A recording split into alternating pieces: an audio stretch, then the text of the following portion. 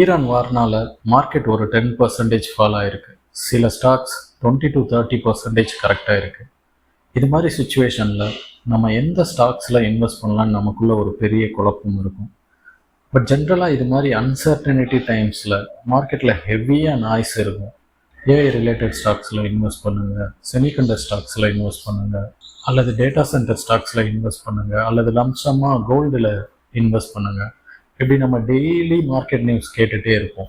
இந்த நாய்ஸை விட பிஹேவியரை அப்சர்வ் பண்ணி இன்வெஸ்ட் பண்ணுறது தான் one of the best investing strategy. யாருக்கு ஒரு கம்பெனியோட பிஸ்னஸை பற்றி நல்லா தெரியும்? ஃபாரின் இன்வெஸ்டர்ஸ்க்கா, இல்லை டொமஸ்டிக் இன்ஸ்டிடியூஷன்ஸ்க்கா, இல்லை நம்மளை மாதிரி ரீட்டைல் இன்வெஸ்டர்ஸ்க்கா? 3 பேருக்குமே கண்டிப்பாக இல்லைங்க. ஒரு கம்பெனியை பற்றி அதோட ப்ரொமோட்டர்ஸ்க்கு தான் ரொம்ப நல்லா தெரியும். கம்பெனியோட ஸ்ட்ரென்த்ஸ், கம்பெனியோட வீக்னஸ், கம்பெனியோட க்ரோத் எப்படி இருக்க போகுது, அந்த கம்பெனியோட ரிஸ்க் ஃபேக்டர் என்னென்ன, இப்படி அந்த கம்பெனியை பற்றி எல்லா இன்ஃபர்மேஷனும் ப்ரொமோட்டர்ஸ்க்கு தான் தெரியும்.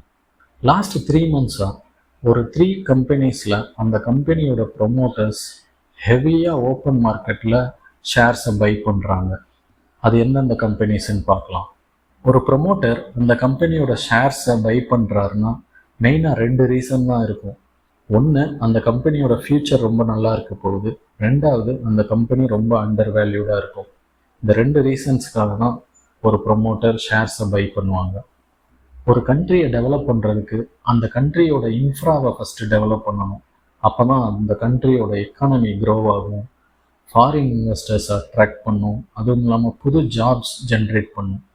இப்போ ரீசெண்டாக நம்ம இந்தியன் கவர்மெண்ட் இன்ஃப்ராஸ்ட்ரக்சருக்கு, அதாவது roadways, railways, housing and urban இன்ஃப்ராஸ்ட்ரக்சருக்கு கேபெக்ஸ் அதிகமாகவே ஒதுக்கி கண்ட்ரியோட இன்ஃப்ராவை டெவலப் பண்ணிட்டு இருக்காங்க. இதனால் ஸ்டீல் கம்பெனிக்கும் அதோட அலைடு ப்ராடக்ட்ஸுக்கும் டிமாண்ட் இன்க்ரீஸ் ஆகிக்கிட்டே இருக்குது. அதுபோக கவர்மெண்ட்ஸோட PLI scheme for speciality steel, Jal Jeevan mission 2, இந்த 2 ஸ்கீமும் இந்த இண்டஸ்ட்ரி க்ரோ ஆகிறதுக்கு பெரிய சப்போர்ட்டாக இருக்குது. இந்த செக்டாரில் ரீசண்டாக ப்ரொமோட்டர்ஸ் ஓப்பன் மார்க்கெட்டில் ஷேர்ஸ் பை பண்ணியிருக்காங்க. First company Maharashtra seamless limited, இந்தியாவோட largest manufacturers of seamless pipes. இந்த கம்பெனி ஜிண்டல் குரூப்போட ஒரு என்டிட்டி. இந்த கம்பெனியோட கரண்ட் ஷேர் பிரைஸ் 568.70 rupees. கம்பெனியோட ப்ரொமோட்டர்ஸ் அவங்களோட ஹோல்டிங்ஸை 68.87% இருந்து 69.81%க்கு இன்க்ரீஸ் பண்ணியிருக்காங்க. Next company Surya Roshni limited, இந்தியாவோட largest manufacturers of galvanised pipes and electric resistance welded pipes. இந்த கம்பெனியோட current share price 195.32 rupees. Promoter அவங்களோட ஹோல்டிங்ஸை 62.47% இருந்து 62.89%க்கு இன்க்ரீஸ் பண்ணியிருக்காங்க.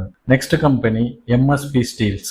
MSP Steels are the manufacturers of TMT bars and structural steels. இந்த கம்பெனியோட ஷேர் பிரைஸ் 27.6 rupees. ப்ரொமோட்டர்ஸ் அவங்களோட ஹோல்டிங்ஸை 35.24% இருந்து 37.74%க்கு இன்க்ரீஸ் பண்ணியிருக்காங்க. இந்த 3 ஸ்டாக்லையுமே ப்ரொமோட்டர்ஸ் ஹெவியாக பை பண்ணியிருக்காங்க.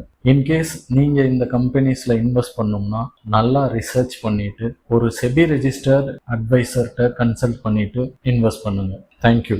For stock related updates, please subscribe to Stock Reader channel.